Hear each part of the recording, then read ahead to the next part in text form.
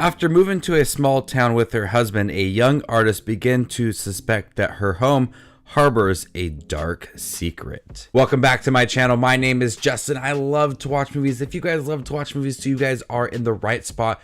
Make sure to hit that subscribe button down below. Click that notification for more up and coming videos. Things Heard and Seen is a new Netflix horror film that stars Amanda Seyfried, who trades life in 1980s Manhattan for a remote home in the tiny town of Chosin, New York, when her husband lands a teaching job at a local college. This is the kind of horror film where it's a haunted house and Amanda Seyfried starts to encounter things that go bump in the night, and she learns a little bit about the house's history, and things start off very small and then they increasingly get worse for Amanda Seyfried and her family throughout the film. Kind of reminds me like the style of Paranormal Activity films where one thing happens very small in the beginning of the film and then each night something is added to that to make it increasingly worse for this family.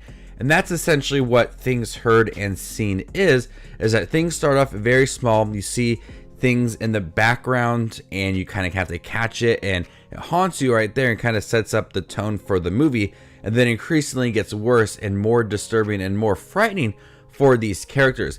But while this is all going on, there's also drama with the family and Amanda Seyfried and her husband. He's not the most loyal guy there is and not a very good husband.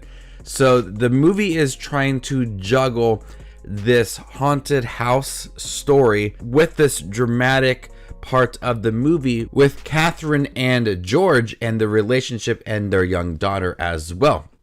That is all spiraling out of control as well. Very similar to the haunted house aspect of it.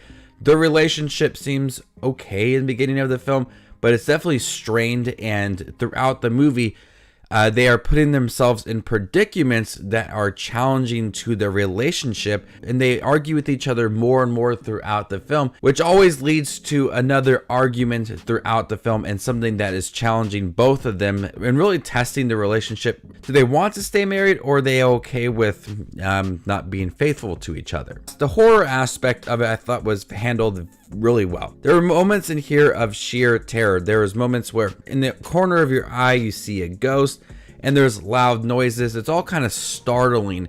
I like that. And I think some of the dramatic scenes between the husband and wife also worked for this couple, but when they collided, I don't think they worked that well. They were stronger individually rather than working together. And when they got together, I think each part kind of got lost in what was going on because of trying to juggle everything in the movie, from the characters to side characters, and how these side characters who are babysitters or college students that are getting involved in the couple, and they're getting more involved in the story. So there's a lot of things that are being juggled within this film. So when you have these two storylines that are trying to work together, it doesn't work. You don't feel the connection between these two stories. I'd much rather have it just focus on the haunted house, or have it focus on this relationship and how it's strained and they just don't understand each other anymore. Choose one to work with, and I would have been happy with either one. I think it would have been really good. James Norton plays George. He is the husband in the film. Really good job of being a character you absolutely hate. I thought the acting was really good. He's truly the worst. So does that mean that it's a good performance? Amanda Seyfried is also very good. You could tell a lot of the moments that she's encountering these paranormal activity or whatever it is, she's terrified, truly terrified, and you see that within her face. So Amanda Seyfried did a really good job. And even Karen Allen from Indiana Jones is in this movie. Brief performance, but it was nice to see her in the film. Things Heard and Seen is kind of like a mixed bag for me. There's parts I did like, there's parts I thought fell flat, and that's mostly when they were trying to connect both parts of the movie. I like them individually, but not so much together. It's filmed fairly well. The atmosphere is always dark and spooky, and I like that about this movie. Some of the heated arguments between the couple really tried to provide an emotional punch to the film, but working together, I think it did not work. I'm gonna go ahead and give Things Heard and Seen a C+. Thank you guys for checking my review for Things Heard and Seen. Have you guys seen it on Netflix?